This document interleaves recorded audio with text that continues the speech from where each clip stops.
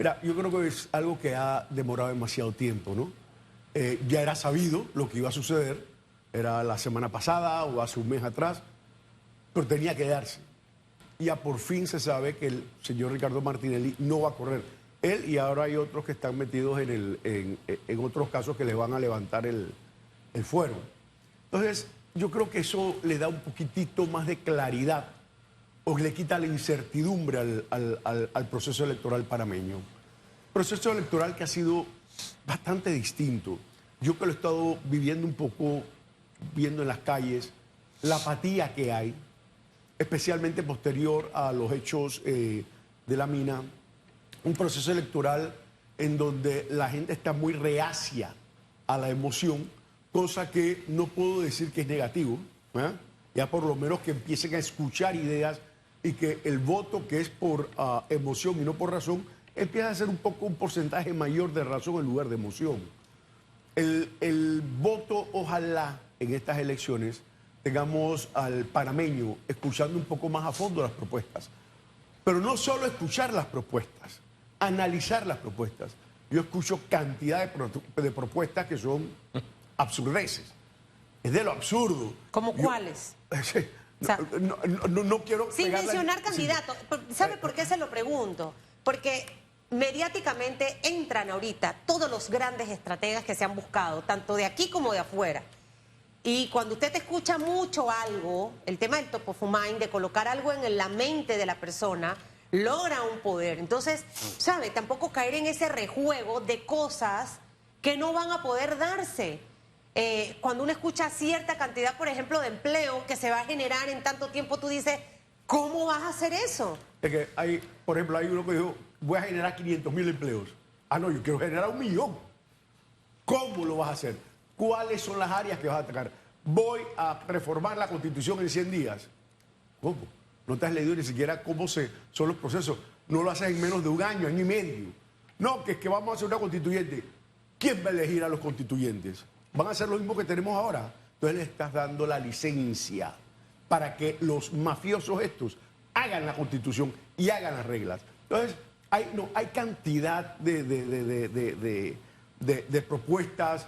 Le voy a quitar todo a los políticos, todos estos corruptos, yo no voy a hacer trato con ellos. ¿Cómo vas a lograr un consenso en la Asamblea Nacional para hacer los cambios al Seguro Social? Vamos con ese aspecto. ¿Cómo lograr un consenso en un país donde, bueno, el presidente ayer dijo que probablemente se pueda ganar con un 25%, y siendo 8 podría ganarse hasta con un 20%. Entonces la necesidad de consenso es urgente para los cambios, eso que usted ha planteado allí, que han hecho algunos candidatos, y para otros más. ¿Cómo lograr ese consenso? Y si hay conciencia en los candidatos de esa necesidad. Porque yo lo veo como si fueran, yo tengo el transatlántico aquí. Mira, hay muchos que hablan y no tienen idea ni de lo que están hablando. Y vamos a crear la segunda vuelta. ¿Te has ido a los otros países a ver cómo es la segunda vuelta? Es como la licencia para transar. Y cuando ganan, después que ganan con 70% a los 6 meses, están reventadas todas esas coaliciones porque no tienen nada más lo hicieron para transar y tener los puestos y los consulados. O sea, es más abierto. Y, ojo, ha habido presidentes que han ganado con 21% y después terminan dirigiendo todo el país. Yo recuerdo el caso de solamente uno, para decir, y que no me digan ni que fue muy malo, como lo quieras. Con 21% ganó Kirchner. Allá en Argentina, a los 3, 4, 5 meses tenía 70%. Todo depende cómo lo haga el señor Bukele, o aquí en Panamá, tanto Pérez Valladares como Martín Torrijos. Ellos se elevaron enseguida, uno del 33 al 60 y tanto, 70, Martín del 48 al 70. Usted ha traído un caso que está de moda hablar de él últimamente, y es el señor Bukele. ¿Cómo no? Que ha hecho cosas extraordinarias, poner orden en un país como El Salvador, con el tema de seguridad y delincuencia. Ese es un tema que hay que prestarle mucha atención.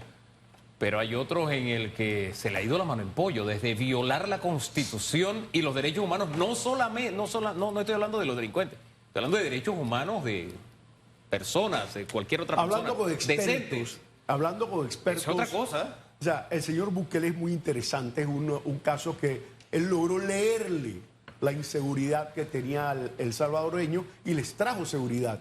Pero ojo, le trae seguridad hoy. Yo lo que quiero ver cómo lo hace sostenible. Claro. Y cuando salga él, ¿qué pasa? Claro. Van a salir todas estas bandas de nuevo a la calle Sí. y van a arrasar. O sea, dame soluciones que sean sostenibles en el tiempo. Lo que pasa es que este país necesitaba en su momento un Bukele. Olvidémonos de nombre. Sí, sí, sí. ¿Ok? Panamá, porque siento que se habla mucho de él, Panamá necesita a alguien que empiece a trabajar en resolver los problemas que tiene el panameño, que no son los mismos que tiene el país del señor Bukele. Dentro de la oferta electoral que tenemos, y mire la pregunta que le voy a hacer, que es lo que quizás cuando me preguntan, ¿y cómo ves la cosa, Susan? ¿Quién gana? Esto está enredado. Esto está enredado. ¿Y por qué está enredado? Porque vamos a tener 8 candidatos en nuestra papeleta. Y aquí cualquiera de los 8 puede llegar a ser presidente con un 20, 21, 22, 23%. Y tenemos que estar claros con eso y no decir es que hubo trampa, porque puede pasar, porque se puede dispersar ese voto. Le hablaba hace un momento de todas las estrategias de marketing que están teniendo las campañas de los políticos, donde están prometiendo el cielo y la tierra. Y hasta se venden como ángeles, ¿no? Usted sabe, todo ese flow de cómo se presentan. Pero el panameño tiene que centrarse realmente en qué, señora Arosemena, porque está en juego el futuro del país. El presidente que tome las riendas a partir del 1 de julio se va a encontrar tema de la Caja del Seguro Social, tema de desempleo, tema de nuestra economía. Seguimos en las listas, toda la falta de credibilidad y confianza que tenemos afuera. O sea, esto no va a ser fácil. Es decir, que cualquiera no puede llegar a ese puesto a hacerlo. Como lo veo, hay como 5 puntos que son fundamentales y que lo va a heredar el próximo presidente, pero de inmediato, varios son inmediatos. El tema del IBM, el Seguro Social, es un tema inmediato. El tema de la mina, o sea, la gente cree que ya terminó la mina. No, ahí hay un hueco, hay 7.000, 8.000 millones de dólares metidos allá. Hay una región que estuvo en problema o deprimida durante 100, 120 años, de repente tuvo un boom y ahora vuelta a deprimir. ¿Cómo vas a hacer para levantarla? Tienes problemas de los demandas internacionales que te puedan meter. Ese es un pasivo que va a tener contingente que tiene el Estado panameño.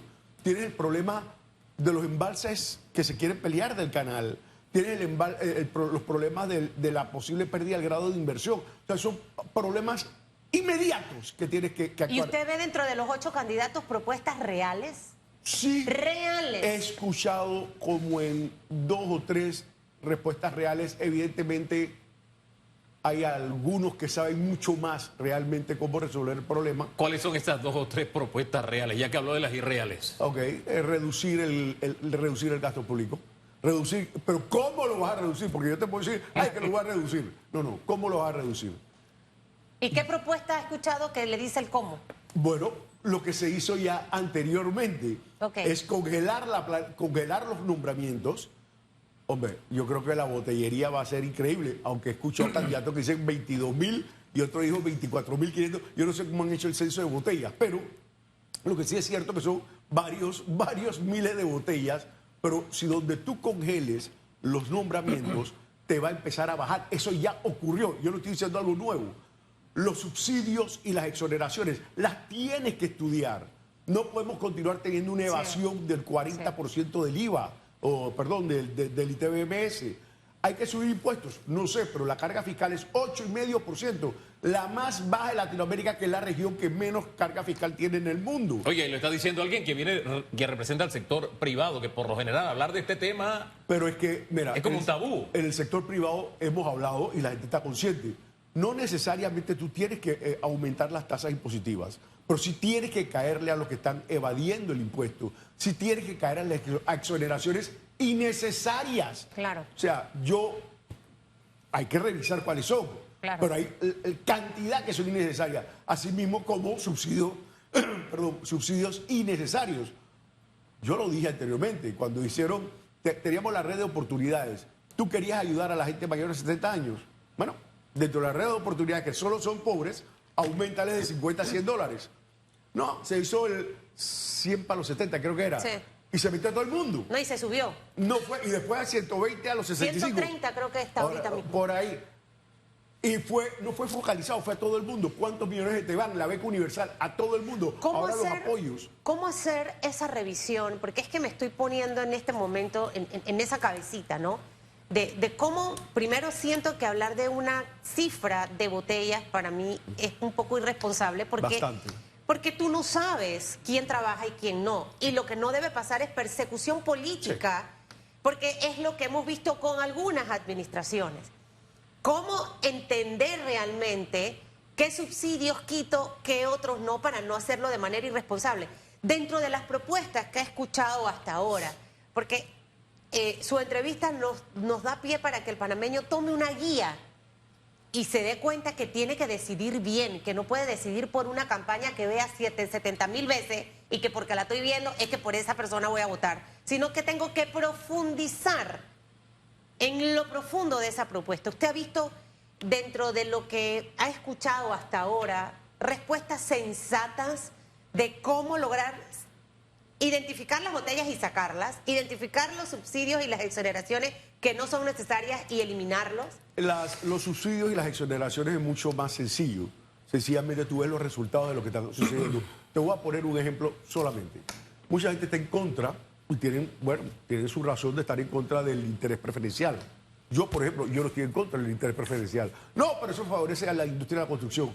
Cálmate, eso no favorece, para mí no favorece a la construcción, sino a la persona. ¿Por qué? Porque gracias al subsidio, al interés preferencial, tú tienes un bracket de panameños. No te voy a decir exactamente las cifras ahora mismo porque habría que revisar, eso lo hice anteriormente, pero si no tienen el subsidio de $500 para abajo, no tienen exoneración, no tienen hipoteca.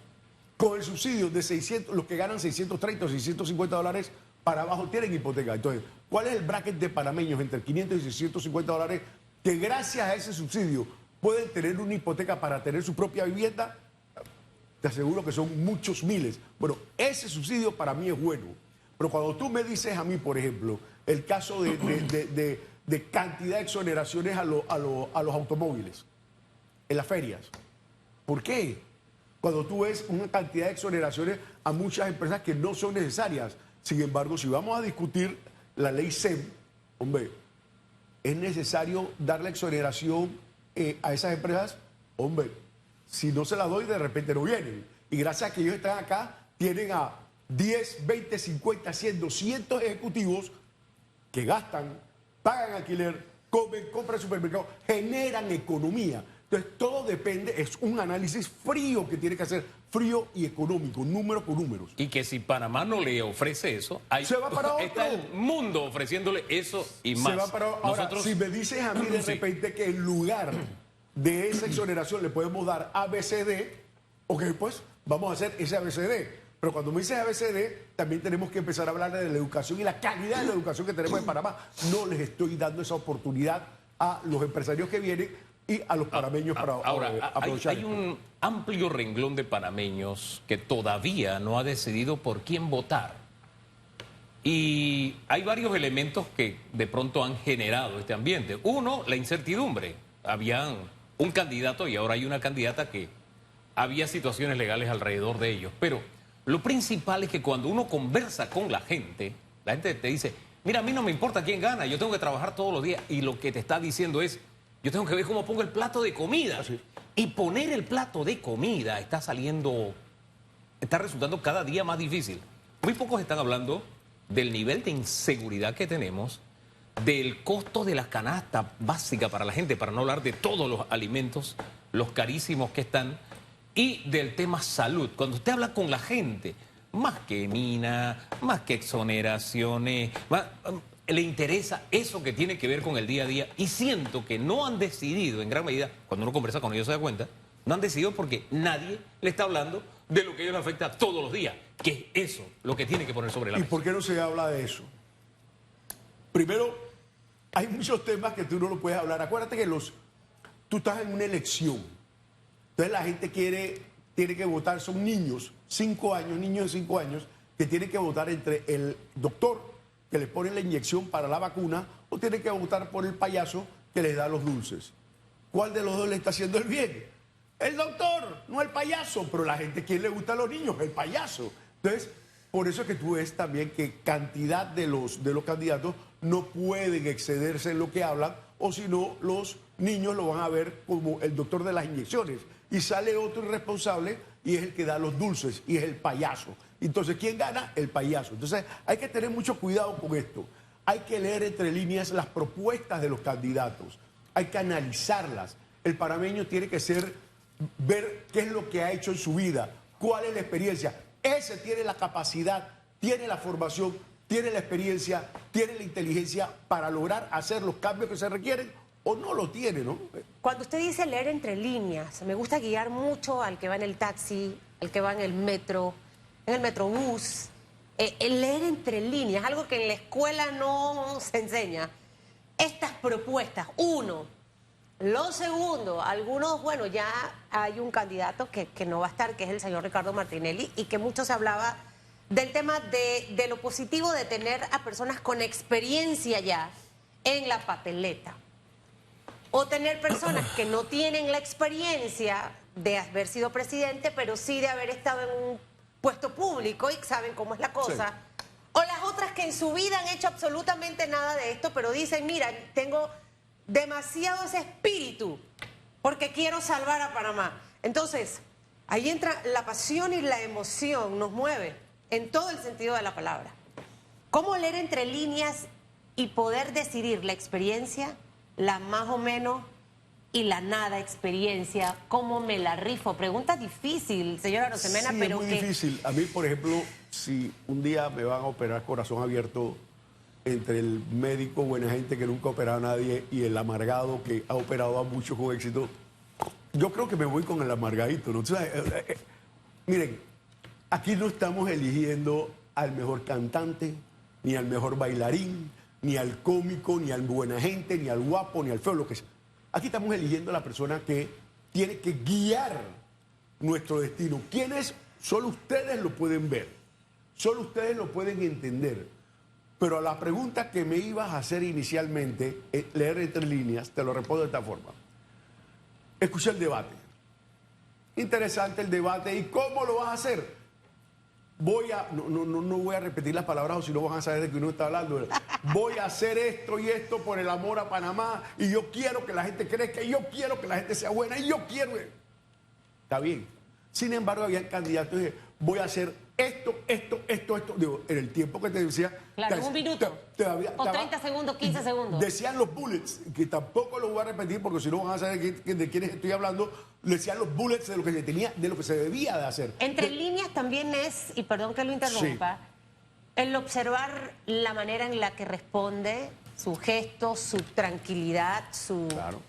No sé, ojo, pues, yo estuve en oratoria, Hugo también. Puedes aprenderte todo, pero vas con nervios, no lo hiciste bien. El nervio te traicionó y te equivocaste. Te venció la emoción en un momento, la rabia. Totalmente. Entonces necesitamos... A mí me gustan mucho las personas que son frías. De hecho, me gusta estar rodeada de personas así porque yo soy muy explosiva, soy como un volcán. Entonces, ese es como el balance, ¿no? Entonces, en esta parte de leer entre líneas, gestos, tonos de voz, nerviosismo, tranquilidad, serenidad, es importante. Y también se lo pregunto porque viene otro segundo debate y siento que estos debates están marcando con un tono distinto al elector. Espero que estos debates, me pareciese que sí, y espero que llegue hasta el final, que por primera vez el elector se deje por lo menos en un porcentaje mínimo guiar por lo que dicen los candidatos.